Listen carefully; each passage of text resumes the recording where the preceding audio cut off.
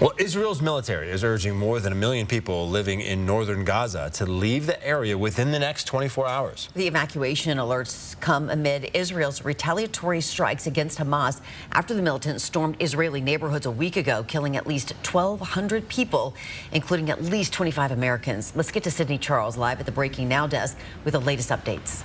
That's right. The Biden administration has announced that it will begin evacuating thousands of American citizens from Israel starting today. But State Department officials say plans to evacuate Americans from the region are still coming together. They are working not just on flights, but also transportation by sea and land for those Americans stuck in Israel to quickly leave as this war intensifies. This morning, there are new signs that Israel may be on the verge of escalating its retaliatory strikes against Hamas with a ground offensive in Gaza. More than 1,500 people have been killed in the region, making the total number of people killed on both sides nearly 3,000. The Israel Defense Forces on social media overnight calling on all residents of Gaza to evacuate their homes within the next 24 hours and move south for their own protection. The area has been under unrelenting and devastating airstrikes since Hamas militants crossed the border 7 days ago. U.S. Secretary of State Antony Blinken describing to ABC horrifying images the Israeli government released showing some of the slaughtered victims. Listen to this.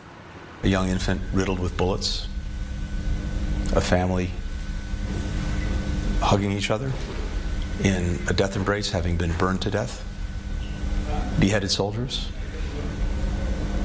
more.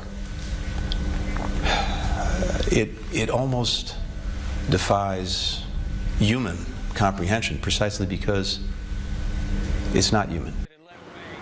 The Biden administration says it's working to free at least 17 Americans still missing, possibly being held as hostages by Hamas.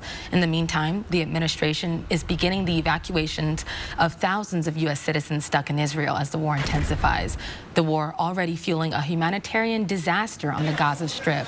Hospitals at a breaking point. Palestinians trapped by the war desperate for water, food, medicine, and electricity. The airstrikes have displaced over 400,000 people in Gaza. The situation is just unbelievable, catastrophic, and devastating for us.